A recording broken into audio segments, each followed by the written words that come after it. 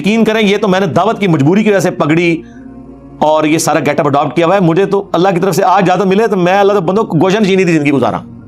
حقیقت بات ہے, کیونکہ بڑی خود غرضی کی زندگی دنیا میں گزارنے کی ضرورت ہے, پھر آپ کو جنت ملنی ہے.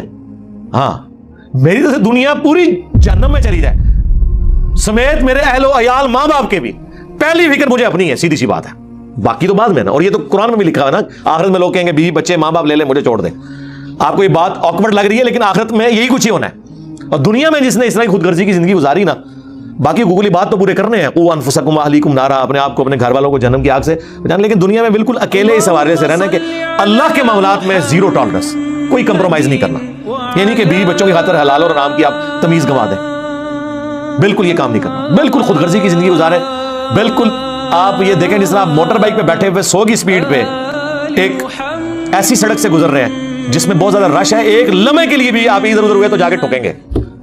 اس لیے پورے اٹینٹو ہو کے چلنا ہے. وہ یہ قرآن میں ہے کہ تمہاری بیوی اور اولاد میں تمہارے دشمن ہے, تمہاری اولاد میں اور مال میں فتنہ ہے تمہارے لیے آزمائشی. کیوں اللہ تعالیٰ نے فرمایا؟ کیونکہ اسی کی وجہ سے انسان ڈی ٹریک ہو جاتا ہے. تو یہ میں یقین کریں میں تو بچتا ہوں. میں تو اس حدیث کو یاد کرتا ہوں جامعہ ترمذی کی کہ جس نے دنیا میں مہنگا لباس چھوڑ دیا اور سادہ لباس اختیار کیا, پھٹا پرانا ہے میلا نہیں, مرزوبہ صوفیاں لا یہ نہیں, تو قیامت والے دن اللہ تعالیٰ اسے لوگوں کے سامنے جنتی حلہ پہنائے گا کہ اس نے دنیا میں میری وجہ سے سادگی اختیار کی تھی.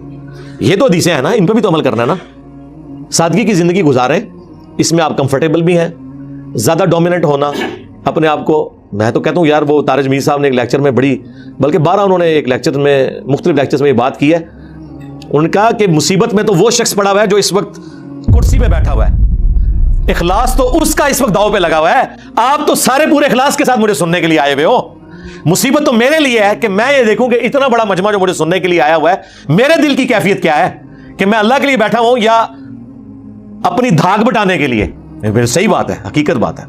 اس لیے بھائی 3 چیزوں کو ہم نے اپنی دعوت سے آؤٹ کیا ہوا ہے. مجھے ایک دن طارج میر صاحب نے فون کیا, مجھے کہتے ہیں بیٹا ایک ہی نصیحت کروں گا کہ عجب سے بچنا ہے, کوئی اپنے آپ کو بڑا نہیں ماننا.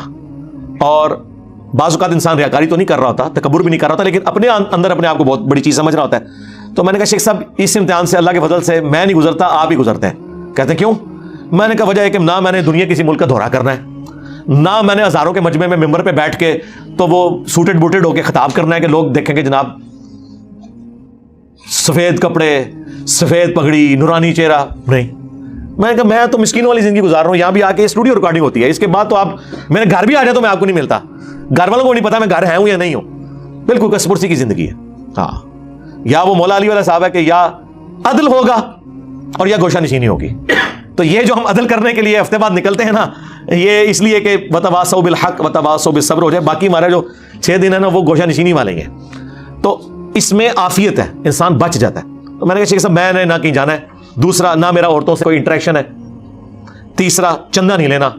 تو یہ 3 چیزیں جس کی زندگی سے نکل جائیں, عورت, شہرت, دولت, زمین و آسمان کی ساری مخلوقات, شیاطین من الجن والانس مل کے اس شخص کو ڈی ٹریک نہیں کر سکتے اللہ کے فضل سے, کیونکہ ادھر سے ہی چیزیں داخل ہوتی ہیں. عورت, شہرت, دولت. آپ کوئی چوتھی چیز لائیں وہ اسی کی کرولری ہوگی. ان 3 چیزوں سے آپ بچ جائیں تو کوئی آپ کو ڈرل نہیں کر سکتا.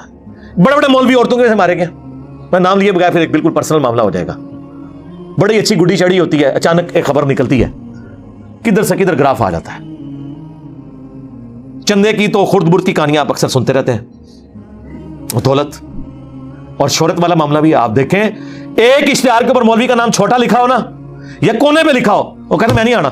بلکہ آپ حیران ہوں گے کہ آپ کسی کو اشتہار بھیجیں اور پھر فزیکلی وہاں دعوت نامہ لے کے جائیں نا, اتنی اکڑ ہوتی ہے کہ وہ اس غلطی کا زبان سے اظہار بھی نہیں کرتے. چھوڑ دو جی, گالی نہیں کرنی, تسی منتیں مارو کہ حضرت ہویا کہ ہے وہ یہ چھوڑ دو. تو یعنی جو اتنے گئے گزرے انہیں پتہ ہی نہیں کہ علماء کا بھی احترام ہے, ان سے بات بھی نہیں کرنی. کتنی دیر تو وہ اتنے پارے باندھے رہے کہ گالی نہیں کرتے, پھر تسی منتاں مارو گے, گوڈے پکڑو گے, حضرت کی گستاخی ہوگی. تو کہنے کہ یار یہ کس بیوقوف نے اشتہار لکھا ہے, ٹھیک ہے میرا نام ایسے کونے سے لکھتا ہے ڈومیننٹ جگہ پہ. یہ میں آپ کو ریئل ٹائم بتا رہا ہوں.